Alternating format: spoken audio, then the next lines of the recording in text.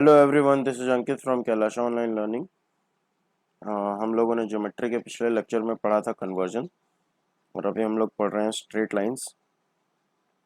Straight lines basically इसमें सबसे पहले दो टाइप की लाइंस हम लोग देखेंगे, पैरेलल और ट्रांसवर्सल।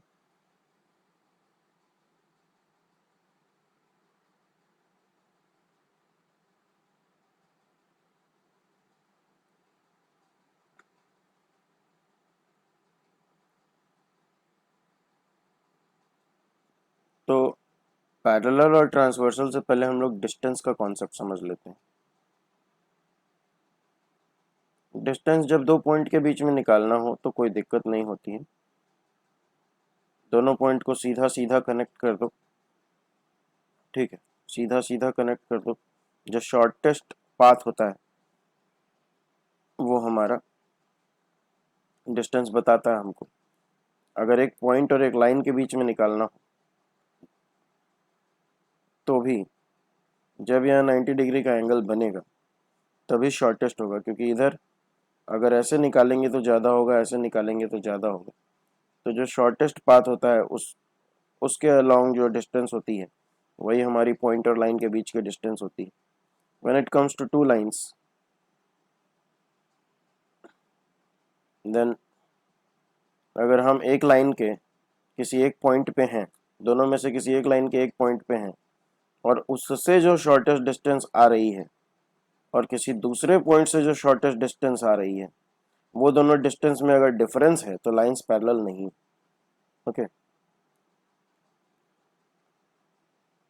और अगर दो डिफरेंट पॉइंट्स हम किसी लाइन पे लेते हैं और दूसरे वाले लाइन का डिस्टेंस अगर हम निकालते हैं और शॉर्टेस्ट वाला, तो वो अगर बराबर आ जाता है और हर जगह बराबर रहता है तो इसको हम लोग कहते हैं पैरेलल। ठीक है। तो पैरेलल के लिए मेनली डिस्टेंस अपना है कि दो लाइन के बीच में डिस्टेंस जो है वो हर जगह बराबर रहे, हर जगह बराबर रहे, वेरी ना करे, तो उनको पैरेलल लाइंस कहते हैं। ये डिस्टेंस अप्रोच हो गया डेफिनेशन का। Two straight lines are parallel if they lie on the same plane and do not intersect however far produced। दूसरा कॉन्सेप्ट हो गया कि अगर हमने लाइंस ऐसे बनाई तो बेसिक बात है कि लाइन सेगमेंट और लाइन में एक डिफरेंस होता है ना। लाइन को ऐसे डिनोट किया जाता है बचपन से, ये पॉइंट है, लाइन सेगमेंट है, रे है, और ये लाइन है। ये दोनों एरो क्या डिनोट करते हैं कि it can be infinitely produced in this direction however far we want. ठीक है, एंड दिस डायरेक्शन आल्सो। रे में क्या है कि ये एक उसका ओरिजिन है, तो ओरिजिन वाले पॉइंट को एक्सटेंड नहीं किया जा सकता है, वो वहीं रहेगा फिक्स्ड। लेकिन दूसरे वाले को हम चाहे जितना एक्सटेंड कर सकते हैं। ठीक है, इसकी और इसकी दोनों की लेंथ इनफाइनाइट होती है। ठीक है, लेकिन फंडामेंटल डिफरेंस होता है कि एक को एक ही तरफ प्रोड्यूस किया जा सकता है, दूसरे को चाहे जितना प्रोड्यूस किया जा सकता है। लाइन सेगमेंट क्या होता है कि दोनों तरफ एंड होते हैं और उसको प्रोड्यूस या शॉर्ट एंड नहीं किया जा सकता। ठीक है, उसकी लेंथ फिक्स होती है, बाकी प्रॉपर्टीज उसमें लाइन वाली ही होती। ठीक है, तो अब क्या है कि हम लोग ये जो देख रहे थे, ये जो हम लोग देख रहे थे, इसको जब हम लोग आगे बढ़ाएंगे इस तरफ, तो ये आगे जाके मीट कर जाएगा, मिल जाएगा। तो अगर मिल जाने का पॉसिबिलिटी है तो वो पैरेलल लाइंस नहीं होंगी। यानी कि दोनों डायरेक्शन में जितना भी बढ़ाओ कभी नहीं मिलेंगी अगर, तो पैरेलल लाइंस। ठीक है, अब आता है ट्रांसवर्सल। ट्रांसवर्सल तब तक मीनिंगलेस होता है जब तक कहानी में एटलीस्ट दो पैरेलल लाइन ना हो। ठीक है, कोई एक ऐसा स्ट्रेट लाइन जो दो या दो से ज़्यादा पैरेलल लाइन को इंटरसेक्ट करता हो, कोई एक ऐसा स्ट्रेट लाइन जो दो या दो से ज़्यादा भी होगा तो चलेगा, को इंटरसेक्ट करता हो, तो उसको हम लोग इस वाले को जिसने काटा, जिसने इंटरसेक्ट किया, उसको कहते हैं ट्रांसवर्सल।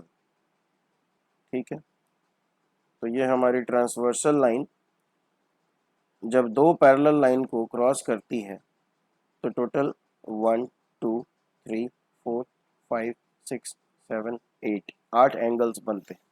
ठीक है, तो उसमें 3-4 तरह के एंगल होते हैं, उनको हम लोग जान लेते हैं। ठीक है, सबसे पहले हम लोग जानेंगे कि अगर एक यहाँ पे जो किसी भी दो लाइन का इंटरसेक्शन पॉइंट होता है, तो एकदम ऑपोजिट जो एंगल बन रहे हैं, यानी इस पॉइंट के एक इस तरफ और एक इस तरफ, इनको वर्टिकली ऑपोजिट एंगल कहते हैं, वर्टिकली ऑपोजिट एंगल। और वैसे ही यहाँ पे एक और बनेगा, ये पेयर भी वर्टिकली ऑपोजिट एंगल का होगा। तो जहाँ कहीं पे भी इंटरसेक्शन होता है वहाँ दो पेयर बनते हैं वर्टिकली ऑपोजिट एंगल्स के, और ये हमेशा बराबर होते हैं। ठीक है, ये हमेशा बराबर होते हैं। तो लेकिन ये दो पैरेलल लाइन के केस में जो एक्स्ट्रा एंगल, जो जो unique to parallel lines intersected by transversal है, पहले उन एंगल्स की बात करें तो यहाँ पे आता है हम लोग का सबसे पहले कॉरेस्पॉन्डिंग एंगल। कॉरेस्पॉन्डिंग एंगल क्या है कि अगर आपने इस एंगल को लिया तो ये ऊपर एक पैरेलल लाइन थी, नीचे वाली पैरेलल लाइन पे भी उसी जगह कौन सा एंगल बन रहा है, यहाँ ये वाला बन रहा है, तो इनको कॉरेस्पॉन्डिंग कहते हैं। कॉरेस्पॉन्डिंग का मतलब क्या होता है कि अगर दो रोज हैं और दोनों में 5 चेयर्स लगी हुई हैं,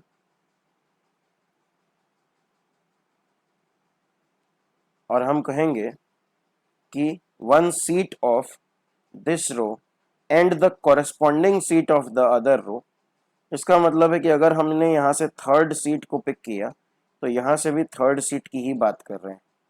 ठीक है, हमने यहाँ से second seat from the left को पिक किया तो यहाँ से भी हम second seat from the left, तब कॉरेस्पॉन्डिंग का मीनिंग होगा। तो कॉरेस्पॉन्डिंग, हिंदी में इसको संगत कहते हैं, कॉरेस्पॉन्डिंग एंगल संगत कोण। ठीक है, तो corresponding angles are always equal when parallel lines are intersected by a transversal, then corresponding angles are equal, यानी कि ये वाला इसके बराबर होगा। ठीक है, यानी कि 5 is equal to 1, okay, 5 is equal to 1, angle 5, 5 और 1 क्या है, एंगल्स की लेबलिंग है, उनका वैल्यू नहीं है। ठीक है, नाम है। तो angle 1 is equal to angle 5, वैसे ही angle 2 is equal to angle 6, ये कॉरेस्पॉन्डिंग एंगल्स हो गए। अल्टरनेट इंटीरियर एंगल्स, अब हम आपको सबसे पहले इंटीरियर और एक्सटीरियर का मतलब बताते हैं। इंटीरियर मतलब अंदर की बात, तो ये जो चार एंगल्स बन रहे हैं ये हमारे अंदर बन रहे हैं, तो ये इंटीरियर एंगल्स हो। और 1 2 8 7 ये जो चार एंगल्स बन रहे हैं ये बाहर बन रहे हैं, तो ये एक्सटीरियर एंगल्स हो गए। तो अंदर चार एंगल्स हैं और बाहर चार एंगल्स। अंदर अगर हम देखें तो 4 3 6 5, ये एक सीक्वेंस जैसा बन रहा है। ठीक है, या फिर अगर हम 3 से स्टार्ट करें तो 3 6 5 4। ठीक है, अगर हम 3 6 5 4 ऐसे गए, अगर ऐसे ना जाके 3 4 5 6 में जाएं तो भी एक सीक्वेंस बन रहा है। तो ये जो सीक्वेंस बन रहा है क्लॉकवाइज या एंटी क्लॉकवाइज, इसमें क्या है कि जब हम लोग अल्टरनेट की बात करेंगे, अल्टरनेट यानी 4 के साथ 6, 3 के साथ 5, ऐसे जाओ या ऐसे जाओ, दोनों में 3 के साथ 5, तो कहता है alternate interior angles are equal, यानी कि ये वाला एंगल और ये वाला एंगल बराबर होएगा। 3 will be equal to 5, angle 3 will be equal to angle 5 and angle 4 will be equal to angle 6। ठीक है, तो जब भी दो पैरेलल लाइन ट्रांसवर्सल द्वारा काटी जाती है तो 1 तो ऑलरेडी 5 के बराबर था। ठीक है, और 3 जो है वो 5 के बराबर हो गया, किस प्रॉपर्टी से, alternate interior angles are equal, इस प्रॉपर्टी से। अल्टरनेट एक्सटीरियर एंगल्स के बारे में भी यही प्रॉपर्टी होती है। तो ये जो 1 2 7 8 बन रहा है, इसमें 1 जो है वो 7 के बराबर होगा। वो हमको ऐसे भी पता है क्योंकि 5 और 7 क्या है, वर्टिकली ऑपोजिट है, आपस में बराबर होगा। 5 और 1 कॉरेस्पॉन्डिंग की वजह से बराबर होगा। Then A is equal to B, A is equal to C, then B and C are also equal. तो 5 जब 1 के भी बराबर है और 5 जब 7 के भी बराबर है तो 1 और 7 भी आपस में बराबर होंगे। ठीक है, तो ये हमारा अल्टरनेट एक्सटीरियर और अल्टरनेट इंटीरियर का बात हो गया। उसके बाद जो है interior angles on the same side of transversal add up to 180। Interior angles on the same side of transversal add up to 180, मतलब ये 4 और 5 मिलके 180 बनाएगा, ये 3 और 6 मिलके 180 बनाएगा। यही प्रॉपर्टी एक्सटीरियर एंगल्स में भी होती है। तो आप यहाँ पे 5 लिख के ऐसा लिख सकते हैं, एक्सटीरियर एंगल्स। ठीक है, तो देखो हम लोग क्या क्या इस टॉपिक को पढ़ने से पहले जानना चाहिए हम लोगों को, वो ये है कि 4 एंड 3, 4 एंड 3 ये क्या है, ये लीनियर पेयर है। एक ही लाइन पे, एक ही स्ट्रेट लाइन पे अगर दो एंगल्स बन रहे हैं किसी इंटरसेक्शन पॉइंट या किसी रे या किसी लाइन के वजह से, तो वो दोनों क्योंकि एक स्ट्रेट लाइन पे हैं तो मिलके एक लीनियर पेयर बनाते हैं। लीनियर पेयर का मतलब है कि उन दोनों एंगल्स की वैल्यू ऐड करने पे 180 होगा। तो 4 and 3 was already equal to 180, 4 plus 3 was, और 4 और 5 का सम अभी अभी हमने जाना, 4 और 5 का सम अभी अभी हमने जाना कि 180 होगा। क्यों?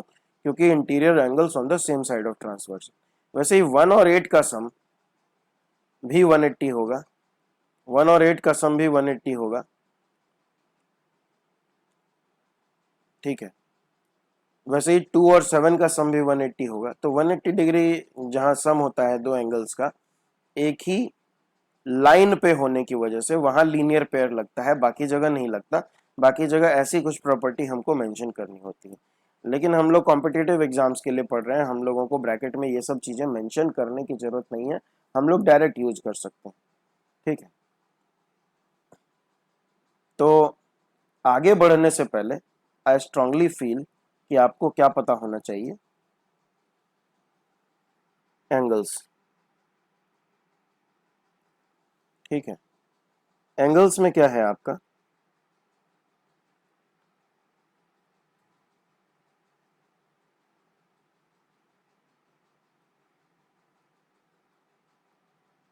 एक ये एग्जांपल मैं आपको दे रहा हूं,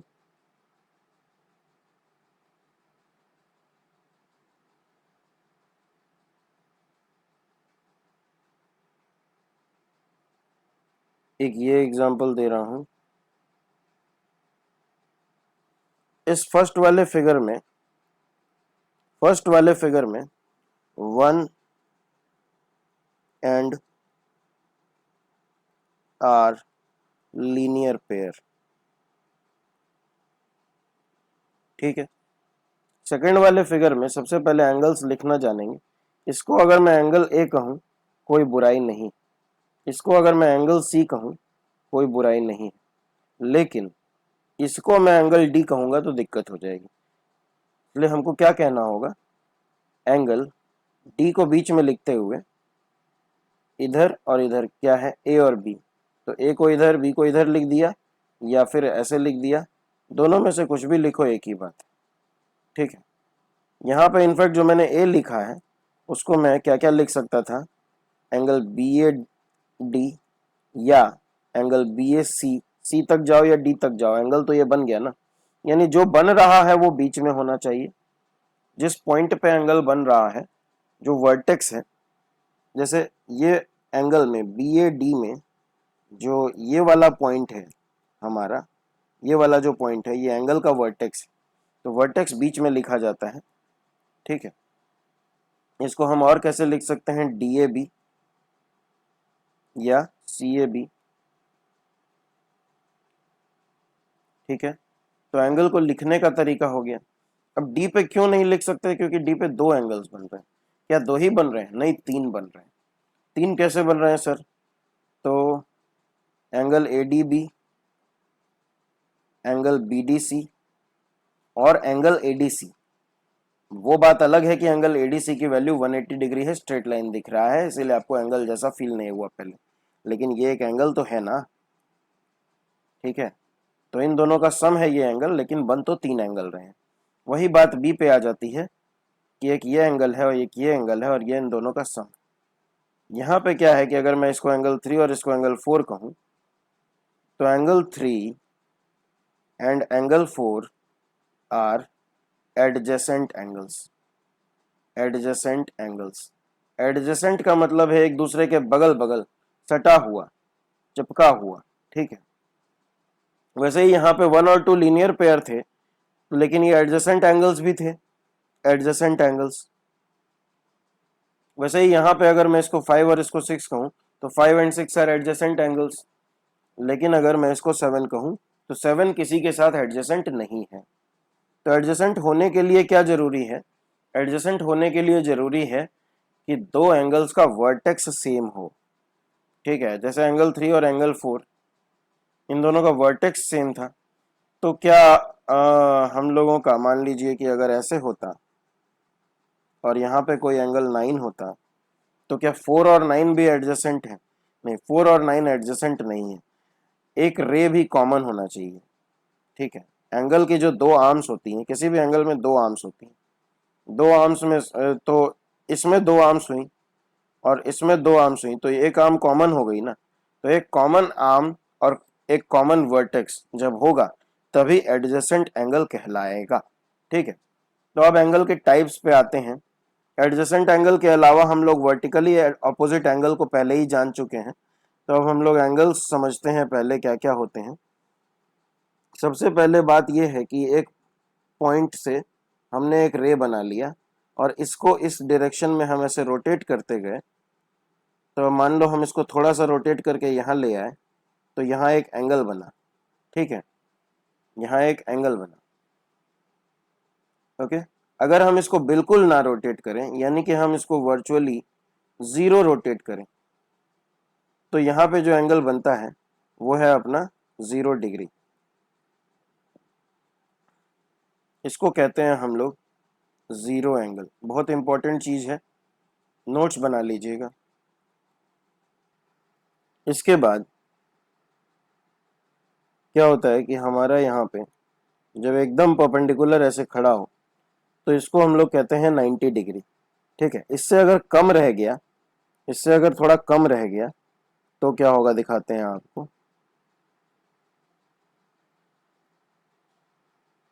ठीक है, ऐसा कुछ इसको हम लोग कहते हैं, यानी कि ये क्या है, between between 0 degree and 90 degree, ये है हमारा एक्यूट एंगल। हिंदी में इसी को न्यून कोण कहते हैं, ठीक है। उसके बाद हमारा आता है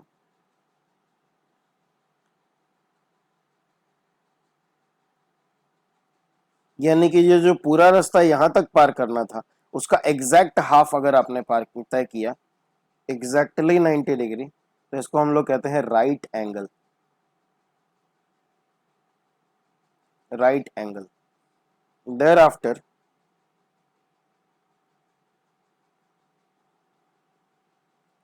नाइन्टी डिग्री से ज्यादा, लेकिन अभी भी हम लोग 180 पे नहीं पहुंचे हैं, तो इसको हम लोग कहते हैं, यानी बिटवीन 90 से, बिटवीन 90 एंड 180, बिटवीन 90 एंड 180, इसको हम लोग कहते हैं ऑब्ट्यूज एंगल।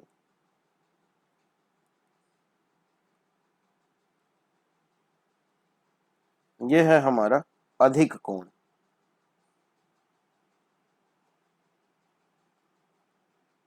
ठीक है। ये क्या था, हमारा सम कोण, और ये क्या था, शून्य कोण,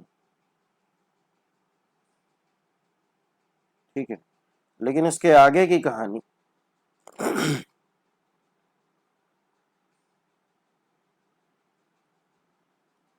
अगर 180 पहुंच गए,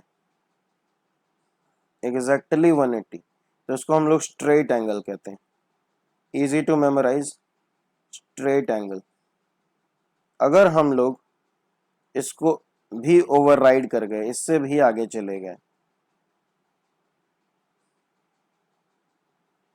ठीक है, यानी कि बिटवीन 180 एंड 360, ठीक है। तो होता क्या है कि अगर ये एरो ना बना के दें हम, तो दो तरफ से कोण बन रहा है ना, दो तरफ से एंगल बन रहा है, तो फील हमेशा ये वाली आती है कि ये हमारा एंगल है, लेकिन एक्चुअली ये है अगर तो उसको कहते हैं हम लोग रिफ्लेक्स एंगल। ठीक है, और लास्ट में आता है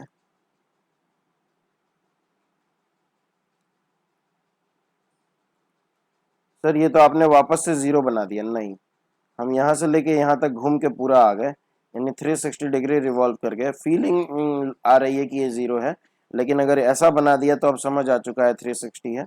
इसको हम लोग कहते हैं कंप्लीट एंगल। तो ये नाम याद होने चाहिए, कंप्लीट एंगल। ठीक है, और आगे बढ़ने से पहले हम लोगों को टाइप ऑफ ट्रायंगल्स भी पता होना चाहिए। टाइप ऑफ ट्रायंगल, अगर ट्रायंगल के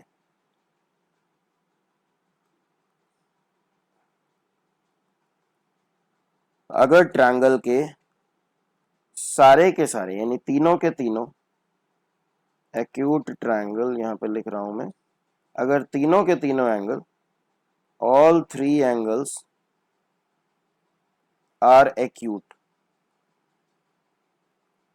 ठीक है, तो हम लोग इसको कहते हैं acute triangle.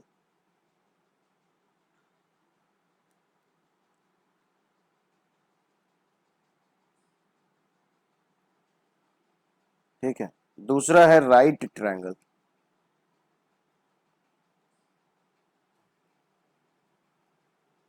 One angle is right, मतलब 90 डिग्री। दो क्यों नहीं हो सकता, तीन क्यों नहीं, जैसे यहाँ ऑल थ्री था, ऑल थ्री क्यों नहीं, क्योंकि ट्रायंगल के तीनों एंगल्स का सम, ट्रायंगल के तीनों एंगल्स का सम क्या होता है हमारा, 180 डिग्री होता है। और अगर एक से ज्यादा, जैसे ही हमारा 90 डिग्री हुआ, वह दो ही एंगल का सम हमारा हो गया 180 डिग्री, तो तीसरे एंगल के लिए जगह ही नहीं बचेगी, ट्रायंगल ही नहीं बनेगा। इसीलिए वन एंगल इज राइट। ठीक है, अभी अभी मैंने बोला कि ट्रायंगल के तीनों एंगल का सम 180 होता है, उस पर भी आएंगे, पहले ट्रायंगल्स को फिनिश कर लेते हैं यहाँ पे टाइप्स को। उसके बाद आता है ऑब्ट्यूज ट्रायंगल।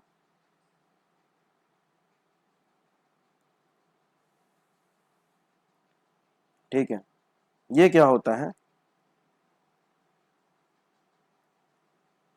इसमें सिंपल दिख रहा है one angle is obtuse. One angle क्यों, सेम रीजन जो पहले दिया था, वन एंगल इज ऑब्ट्यूज, बाकी दोनों ऑटोमेटिकली एक्यूट होंगे, राइट में भी वही बात होगी, ऑब्ट्यूज में भी वही बात होगी। ठीक है, तो ये था triangle types based on angle types. ठीक है, अब हम लोग दूसरा देख रहे हैं, triangle types based on side length. ठीक है, मैं इतना जरूर इमेजिन करके चलूंगा कि आपको ये पता है कि ट्रायंगल में इन कॉर्नर्स को वर्टेक्स कहते हैं, इन तीनों चीज़ों को साइड कहते हैं। ठीक है, और अगर कभी भी ट्रायंगल में स्टैंडर्ड हम लोगों को नंबरिंग, नेमिंग, लेबलिंग करनी हो, तो हम लोग ट्रायंगल को ऐसे एबीसी कहते हैं। ए के सामने वाली साइड को स्मॉल ए, बी के सामने वाली को स्मॉल बी, सी के सामने वाली को स्मॉल सी डिनोट करते हैं, ताकि हम लोगों को एक बेसिक जो हम लोगों को कहीं पे भी डिस्कस कुछ करना हो, कहीं कोई कुछ पढ़ा रहा हो, हम लोग किसी से डाउट पूछ रहे हो, किसी से समझ रहे हो, तो मेरा लेबलिंग और उसका लेबलिंग सेम हो। ठीक है, तो यहाँ पे क्या है, पहला है इक्विलैटरल ट्रायंगल।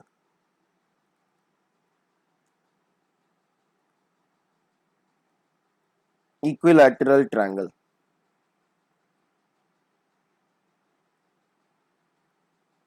मतलब all three sides are equal.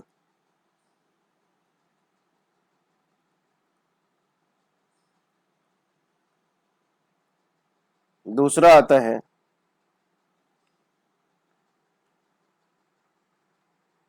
Isosceles triangle.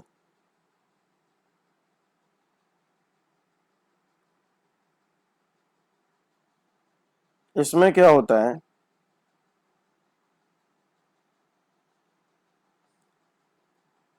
To sides are equal.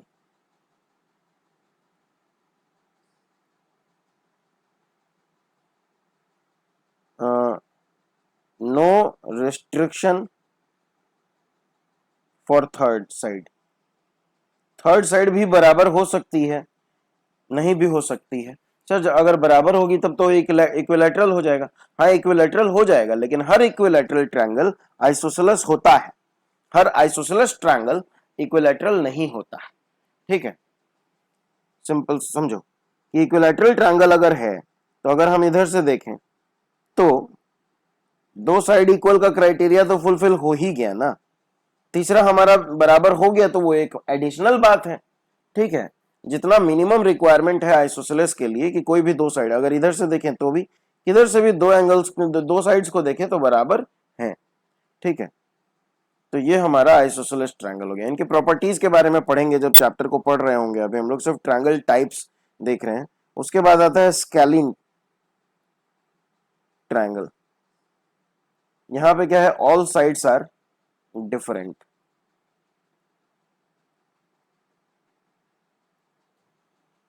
In length. ठीक है, ऐसा बना लिया या थोड़ा सा ऐसे कर लेते हैं। ठीक है, हाँ, all sides are different in length. एक बात और, अगर हम किसी ट्रायंगल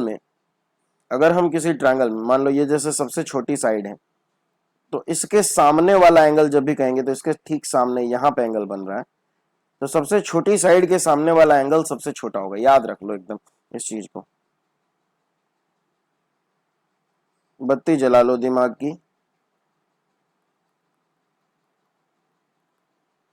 ठीक है, the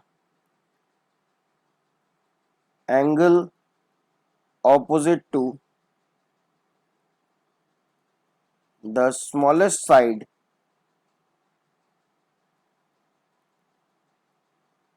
is minimum. The angle opposite to the largest side हमारी ये है, इसके सामने वाला एंगल जो होगा सबसे बड़ा होगा। The angle opposite to the largest side is maximum. अब हम लोग उस चीज की बात कर रहे थे कि किसी ट्रायंगल के तीन एंगल्स का सम हमेशा 180 कैसे होता है। तो हमने क्या किया कि एक ट्रायंगल को रैंडमली, किसी भी ट्रायंगल को, ठीक है, जब भी हमें कभी रैंडमली कोई ट्रायंगल ड्रॉ करना हो, तो जब क्वेश्चन में क्लियरली नहीं दिया हुआ है तो हम लोग उसको जानबूझ के इक्विलैटरल ना बनाएं, आइसोसेलेस ना बनाएं, हम लोग उसको स्केलिन बनाने की कोशिश करें। हम लोग उसको राइट ट्रायंगल ना बनाएं। ठीक है, हाँ एक्यूट बना सकते हैं, एक्यूट ऑब्ट्यूज का नहीं है। जब हमको कुछ ना पता हो हम लोग यूजुअली एक्यूट और स्केलिन ट्रायंगल बनाते हैं। ठीक है, उसके बाद क्या है कि हमने एक ट्रायंगल यहाँ पे ड्रॉ कर लिया रैंडम, एक रैंडम से ट्रायंगल ड्रॉ कर लिया और इस लाइन के पैरेलल, इस वर्टेक्स को टच करती हुई एक लाइन खींच दी हमने। ठीक है, अगर हम लोग इसको थोड़ा सा ऐसे देखें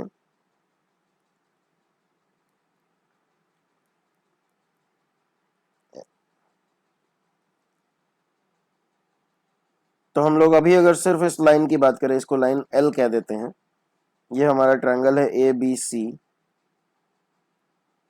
इस पैरेलल लाइन को हम एम कह देते हैं। ठीक है, तो यहां जो एंगल बन रहा है वो इंटीरियर अल्टरनेट होने की वजह से इसके बराबर होगा। ठीक है, पक्की बात है। उसके बाद इसको हम लोग एक्स कह लिए।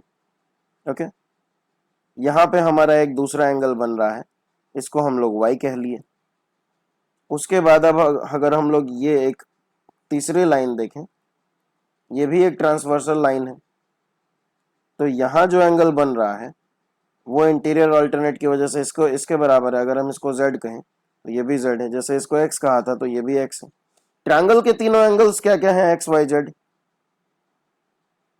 वही x y z आपको यहां दिख रहे हैं एक स्ट्रेट लाइन पे, और एक स्ट्रेट लाइन पे जो भी एंगल्स बन रहे हैं उन सब का सम कितना होता है, 180 डिग्री। ठीक है, इसलिए किसी ट्रायंगल के तीनों एंगल्स का सम 180 डिग्री होता है। और अभी हमारा नेक्स्ट टॉपिक है पॉलीगॉन्स। ठीक है,